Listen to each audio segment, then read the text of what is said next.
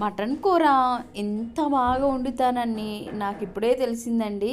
Hi అండి. నిన్న Sunday మా ఇంట్లో మటన్ గ్రేవీ కర్రీ అయితే నేను చేశానండి. ఇక్కడ మటను మా ఇంటి ఓనర్ వాళ్ళు అయితే చాలా చాలా బాగా వండుతారండి. ఆ స్టైల్లోనైతే నేను ప్రయత్నం చేశాను.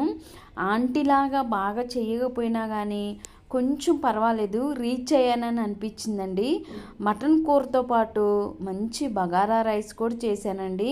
మరి మటన్ కూర ఉంది, బగారా రైస్ ఉంది, దాంట్లో పెరుగు చట్నీ లేకపోతే ఎలా ఉండిద్దండి. సో ఈ 3 కాంబినేషన్లు అయితే నిన్న మేము ఫుల్గా అయితే తినేసామండి.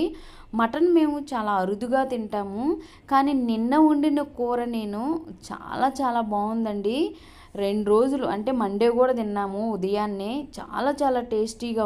ఫుల్ వీడియో అయితే మన యూట్యూబ్ ఛానల్లో అప్లోడ్ చేశానండి. ప్లీజ్ వాచ్ చేసి నచ్చితే లైక్ చేయటం మర్చిపోవద్దు.